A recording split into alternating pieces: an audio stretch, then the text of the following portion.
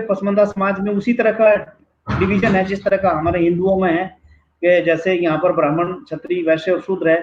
सब चीजों का, सारी संपत्ति का, सारे संसाधनों का मालिक ब्राह्मण है, और क्षत्रिय केवल जो है एक तरह से राजपाट तक संबंधित था, जो हमारा लिटरेचर बताता है। और वैश्य लोग व्यापार करते थे और शूद्र यहाँ के 3 वर्ण की सेवा करते थे। तो क्या इस पसमानदा समाज में भी क्या इस तरह की बीमारियां हैं जो हमें हिंदू व्यवस्था में देखने को मिलती है? यदि है तो उस पर आप विस्तार से प्रकाश करें। जी बिल्कुल। देखिए, एक बहुत बड़ा मिथक है समाज के अंदर कि इस्लाम जो है एक जाति रहित धर्म है और मुस्लिम समाज एक जाति रहित समाज है। ये बिल्कुल मिथक है आज के समाज में। कुरान में तो जातिवाद के सपोर्ट में इस तरह की कोई आयत, कोई वर्ष आप नहीं देखेंगे, लेकिन एक बहुत बड़ी विडंबना है कि कुरान की वो आयत जो जातिवाद का विरोध करती है, उस आयत की जब व्याख्या अशराफ उलमा करता है, अशराफ आलिम करता है, तो वो उसमें पूरा का पूरा नस्लवाद, जातिवाद उसमें घुसा देता है। पहली चीज। उसके बाद जो इस्लाम का जो स्रोत है, हदीस है और फिक्र की किताबें हैं। फिक्र कहलाता है ज्यूरिस्प्रूडेंस, जो उनकी विधि है, इस्लामिक विधि की किताबों में पूरा का पूरा कास्टिज्म भरा पड़ा मिलेगा। खलीफा कौन बनेगा, खलीफा की नियुक्ति से लेके शादी ब्याह तक में आपको जात पात की बाध्यता हर जगह मिलेगी। तो इस्लाम में सैद्धांतिक रूप में लोगों को लगता है कि नहीं, इस्लाम में जातिवाद नहीं है, मुसलमानों में है। ऐसा नहीं, इस्लाम में सैद्धांतिक रूप से जातिवाद है और समाज में तो है ही है।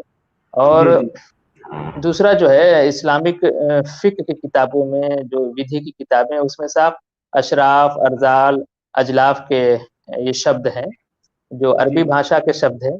एक और मिथक है समाज में, मैं उस पर बात करना चाहूंगा कि लोग कहते हैं कि हिंदुओं की देखा देखी जो है मुसलमानों में जाति व्यवस्था आ गई। तो ये भी झूठ बात है। जो मध्य एशिया के या ईरान के या अरब के लोग यहाँ पे आए, वो अपना इस्लामिक टाइप ऑफ कास्टिज्म लेके आए थे। और पहले से भी देखिए, इस्लाम का पहले खलीफा जो है उसकी नियुक्ति जाति के आधार पे हुई है। कुरैश ट्राइब था, वो जनजाति कहलाते हैं, कुरैश ट्राइब। देखिए, इसमें भी अशराफ उलमा हैं, जो अशराफ लीडर हैं, अशराफ के जो इंटेलेक्चुअल हैं, वो धोखा देने की कोशिश करते हैं कि नहीं, वो तो कबीला सिस्टम था, ये जाति अलग है, कबीला अलग। तो इसमें भ्रमित होने की जरूरत नहीं है। देखिए, जात का मतलब भी जन्म से ही है। जात का शाब्दिक अर्थ आप देखेंगे तो जन्म है। और ट्राइब में भी अगर ये हदीस है कि खलीफा जो है कुरैश से होगा, तो कुरैश एक ट्राइब है। और अरबों में ट्राइब के नाम जो होते थे, कबीले के जो नाम होते थे, वो व्यक्ति के नाम पे होते थे। जैसे हमारे देश में ब्राह्मणों के गोत्रों के नाम होते हैं, वो किसी न किसी पुरुष के नाम पे होता है। शांडिल्य है, चाहे वो गौतम है, या आप देखेंगे तो वैसे ही वहां का। तो जब जन्म के आधार पे भेदभाव हो गई, तो उसी को हम कास्टिज्म कहते हैं, जातिवाद कहते हैं। तो जब ये खलीफा के लिए कुरैश होने की बाध्यता है, तो जाहिर सी बात है एक नॉन कुरैश जो है, जिसको आजकल शेख सैयद कहते हैं, वो चाहे जितना काबिल हो जाए खलीफा नहीं बन सकता है। तो बाध्यता हो गई, इसी को तो जातिवाद कहते हैं। तो इसमें भ्रमित होने की जरूरत नहीं कि वो कबीला कह के अपने कास्टिज्म को बचा ले जाते हैं। जब पसमानदा में आते हैं तो कहते हैं कि देखो ये हदीस है, अल्लाह के रसूल ने कहा है कि खलीफा शेख सैयद ही होगा। और जब आपके पास जाते हैं, भारतीय जनमानस के पास जाते हैं, कहते नहीं नहीं, हमारे यहाँ तो इस तरह कोई बात नहीं, कोई भेदभाव नहीं, जो काबिल होगा, जिसके पास मेरिट होगी, वो खलीफा होगा। ऐसा नहीं। देखिए, पहला खलीफा इस्लाम का जाति के आधार, पूरा एक वो कहानी है, और इन्हीं अशराफ उलमा ने अपनी किताबों में लिखी है, और वो आपको हर जगह मिल जाएगी पहले खलीफा की नियुक्ति कैसी है। एक और चीज मैं आपको बताऊं, बहुत चौंकने वाली बात है। वही हम विस्तार से सुनना चाहते हैं। हमारे दर्शक भी, कई लोगों के सवाल भी आए हैं इस पर, कि हम ये बहुत आपने सवाल पूछा, क्या डिवीजन जैसे हिंदुओं में जो है एक तरह से जो है हायरार्की है ना, ऊपर से लेकर नीचे सीढ़ी नुमा व्यवस्था है। क्या एक सवाल, क्या मुस्लिमों में भी उसी तरह की जो है हायरार्की है? हाँ, बिल्कुल बिल्कुल बिल्कुल उसी तरह से। मैं बताता हूँ। पहले मैं वो खलीफा वाली बात पूरी कर लूँ। देखिए, न सिर्फ खलीफा का चयन, बल्कि खलीफा का जब तनख्वाह तय होती है, उसका पारितोषिक तय होता है कि एक खलीफा को मतलब उसकी कितनी मंथली उसको दिया जाए। आप बात समझ रहे हैं? उसके निर्धारण में भी जाति और क्षेत्र दोनों था। एक कुरैश जाति का, यानी कुरैश जनजाति के आदमी के, सरदार के रख रखाव में मक्का के, तो वो क्षेत्र क्षेत्र और जाति दोनों को निर्धारित करता है। तो दूसरा सवाल मैं आपका लेता हूँ, आप ये जो कह रहे हैं कि जो है लैडर टाइप का जो ये सीढ़ी नुमा जो है, देखिए अशरफ अली थानवी जो है एक बहुत बड़े आलिम है भारत के जो है, वो उन्होंने एक बड़ा विडंबना है कि वो अपनी जाति 3 बताते हैं, कभी सैयद बताते हैं, कभी पठान बताते हैं, कभी शेख बताते हैं।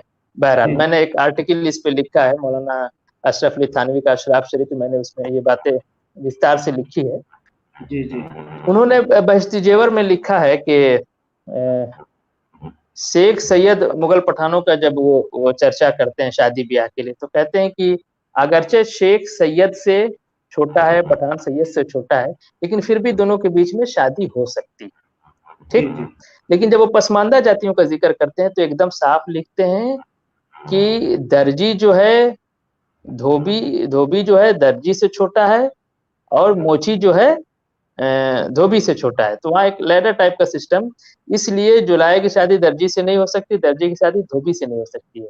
तो पसमानदा जातियों में उन्होंने तो इसको एकदम बांध दिया कि इंटरकास्ट मैरिज ना हो, लेकिन अशराफ जातियों में आपस में शादी ब्याह को उन्होंने वैलिडेशन दिया, ये मानते हुए कि यहाँ भी ऊंच नीच है। आप देखेंगे अल्लामा इकबाल का नाम आपने सुना होगा, उनका भी एक बहुत मशहूर शेर है कि यूं तो सैयद भी हो, मिर्जा भी हो, अफगान भी हो, तुम सभी कुछ हो, बताओ मुसलमान भी हो।